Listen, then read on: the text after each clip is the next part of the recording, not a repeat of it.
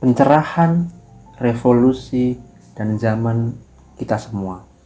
Nah, pernah nggak kalian mikir kenapa kita bisa ngomong bebas, sekolah tanpa rasa takut, bahkan kita punya hak yang dilindungi oleh hukum? Nah, itu semua nggak turun dari langit secara ujuk-ujuk lah.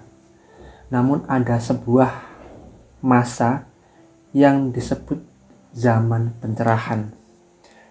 Zaman ketika orang-orang mulai berani menantang kekuasaan dan percaya dengan akal budi, akal sehat mereka sendiri.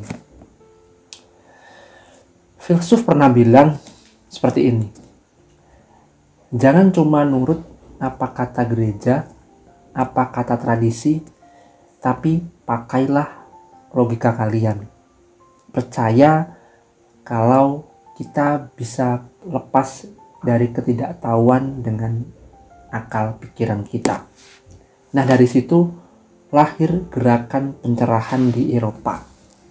Semangat kembali ke alam, gagasan tentang agama yang rasional, dan yang paling berefek banget ya, berimpact pada saat itu adalah konsep tentang hak asasi manusia. Namun sebelum lanjut, banyak bagian ketiga dari buku ini. Yang pertama dan kedua kita sudah diskusi di awal di video sebelumnya. Kita intro dulu.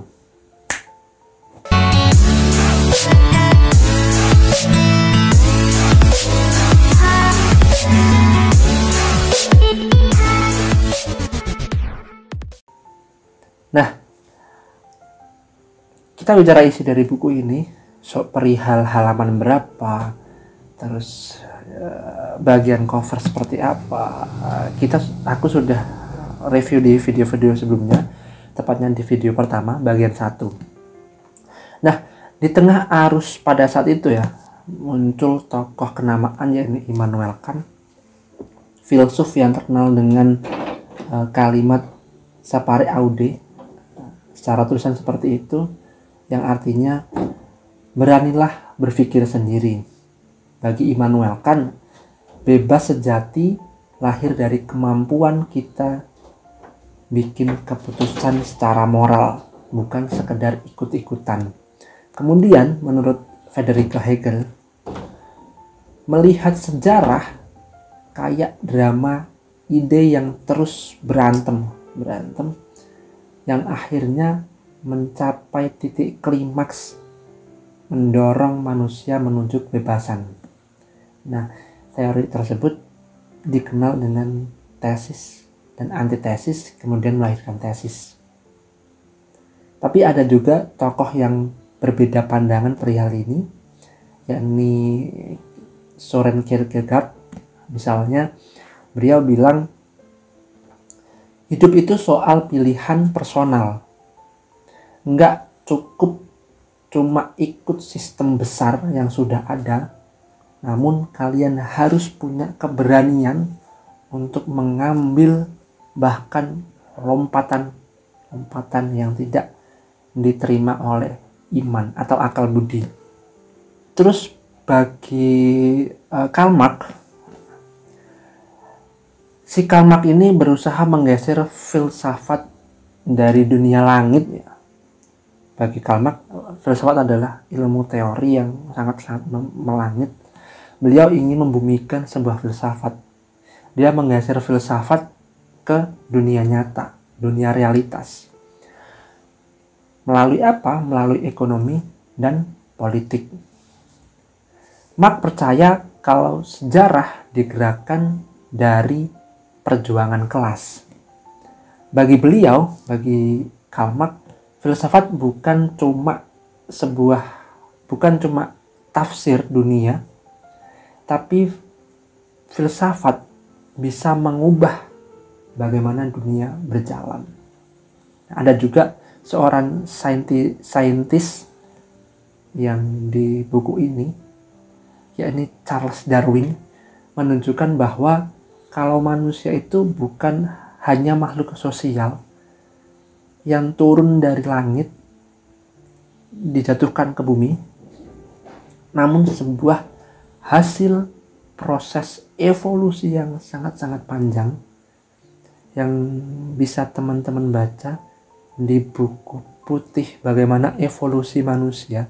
Aku lupa bukunya apa, tapi warna putih.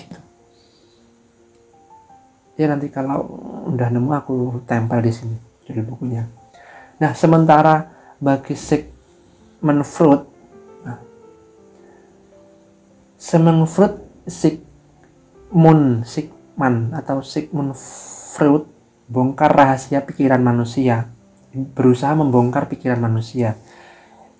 Yang ternyata di balik kesadaran manusia atau di balik kesadaran kita, bagi Sigmund Freud, ada alam bawah sadar yang sering mengatur kehidupan kita tanpa kita sadari.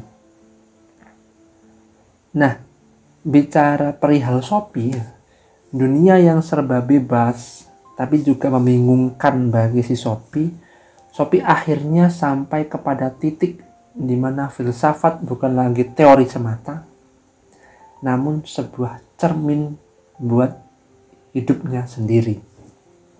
Di ujung kisah si Shopee tersebut ada pesta taman yang di situ sebagai simbol pertemuan antara realitas dan dunia fiksi. Ada melodi gabungan suara-suara filsafat dari berbagai zaman yang bertemu di sana, dan akhirnya lahirlah dentuman besar kesadaran kalau mungkin hidup ini cuma cerita, tapi tetap harus kita jalani dan harus kita maknai, seperti itu. Jadi pertanyaannya yang mengganggu Shopee atau mengganggu juga kita sebagai pembaca, aku sebagai pembaca, di zaman sekarang yang serba cepat dan penuh dengan informasi, bahkan informasi yang hoax lah ya, masih berani gak kita berpikir secara kritis? Kita berhenti sejenak dan menanyakan siapa kita, kenapa kita ada, dan apa arti hidup ini.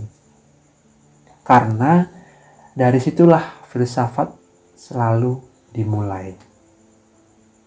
Video kali ini aku cukupkan bagian ketiga. Bagian pertama bisa teman-teman lihat, bagian kedua juga sudah, bagian ketiga.